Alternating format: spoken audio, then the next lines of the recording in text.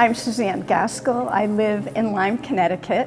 I recently retired. I enjoyed a 29-year tenure teaching art at Daniel Hand High School in Madison, Connecticut. And I also serve on the board at Gilead Community Services, which is a nonprofit, mental health nonprofit in Middletown, Connecticut.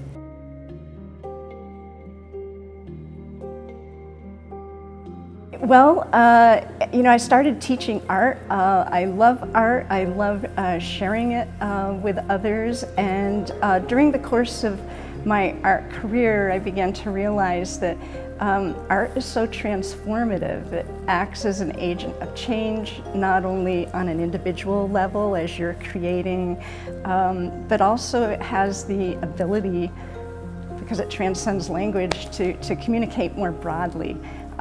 It can raise social consciousness, and I became particularly interested in working with students and creating work myself to advocate for various social causes. One cause that was quite dear to me was mental health. I have a son who was diagnosed with a severe mental health issue when he was in his early 20s. And over the course of the last 20 years, I became involved with an amazing group of people at Gilead Community Services. And I was very fortunate, working with high school students who shared my passions, and we did a large group art show at the state capitol 2 years ago to help affect change and create broader access to mental health care.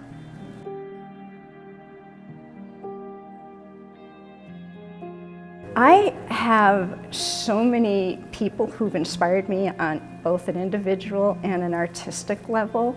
On an artistic level, most recently, I was very inspired by a woman named Ellen Frank, who was an artist and visionary who founded Cities of Peace. She worked with a lot of people post-conflict to come together to create these just magnificent works of art. I shared her work with my students.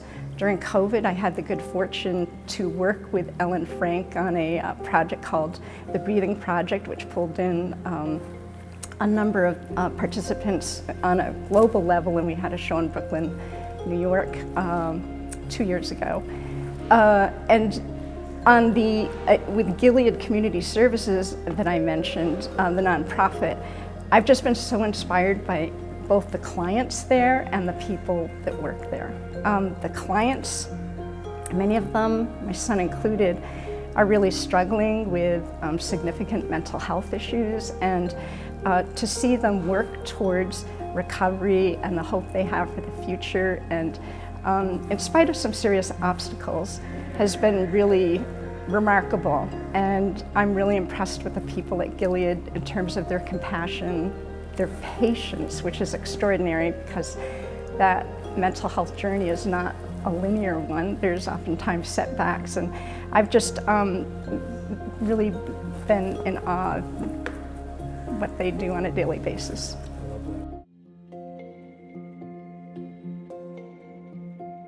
Oh, for me, and I think for my students as well, I can think about COVID in particular. I think art is a way that we just kind of can pull into ourselves, and it's very therapeutic on one level. As I mentioned before, I think that because it transcends language and you have an ability to connect with a broad audience, in spite of the fact that it's such an intensely personal journey, I think you also tap into some truisms that we all experience, and I just would like to see if we could all tap into all of us finding the artist within, without trying to sound naive. I would like to see that we, celebrate the richness of the diversity of cultures and, that creative energy as opposed to destroying it. And I think the world would be a lot better place.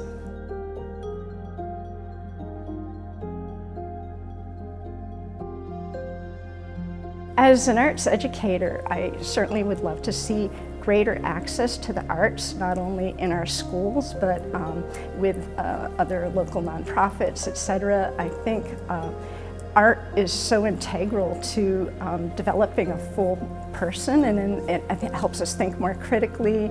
And as mentioned, I think it also opens our eyes to celebrating diversity, but also understanding what is universal about all of us. And I think art is the vehicle that makes that happen. And it just makes for a much richer life, regardless of whether you're actually practicing or enjoying the arts. It's life.